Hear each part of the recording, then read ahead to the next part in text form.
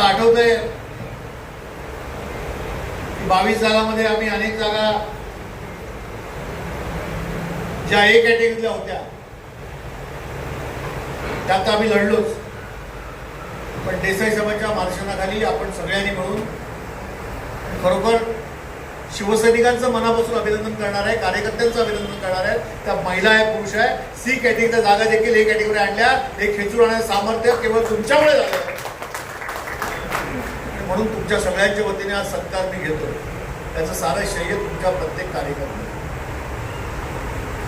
तर देखील या भागामध्ये आणखी 3-4 जागा याव्या अशी आमची दोघांची अपेक्षा होती.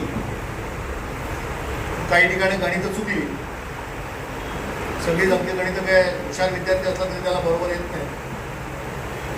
त्यामुळे 1-2 जागा अशा आहेत त्या कमी मताने देखील गेल्या.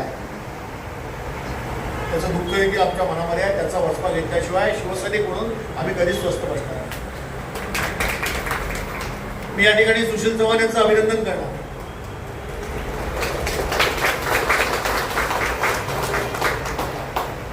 बावीस जागावरती निवडणूक लढत असताना देसाई साहेब आणि मी, आज अमोल कीर्तीकर आले नाहीत, ते गावाला गेले. आम्ही जागा कुठे कुठे जायचं, कुठे कार्यालयाच्या उघड जायचं, कुठे जाहीर सभा घ्यायच्या, कुठे गुप्तपणे मतदारांना जाऊन भेटून आपल्या उमेदवारांनी काम त्यांनी करावं म्हणून बैठका घ्यायच्या. उमेदवाराला पण माहीत नव्हतं, इकडे आले प्रत्येक उमेदवाराला पण माहीत नसेल. ते देखील काम आम्ही केलं.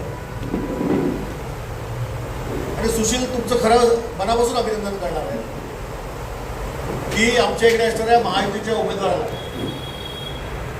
आम्ही ज्यांच्यावर विश्वास ठेवला होता त्यांनी खंडा काढून घेतला.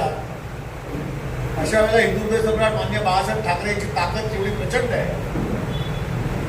तिथल्या उमेदवाराला युतीचा धर्म पाळून तुम्ही ज्या पद्धतीने नेकीने आमच्या शिवसैनिकांच्या खांद्याला खांद्याला उभे राहिला, त्याबद्दल तुम्ही खरोखर अभिनंदनास पात्र आहात. रामभाऊ वस्तू म्हणजे असे अनेक उदाहरण आहेत की मी बघितलंय. तर गोरेगावमध्ये काम करत असताना कार्यकर्ता म्हणून, एक शिवसैनिक म्हणून, एक पदाधिकारी म्हणून नगरसेवक झालो, आमदार झालो, महापौर झालो. परंतु निवडणुकीच्या काळामध्ये जे 12 महिने कधी शिवसेनेच्या कार्यालय येत नाही, शाखेमध्ये येत नाही,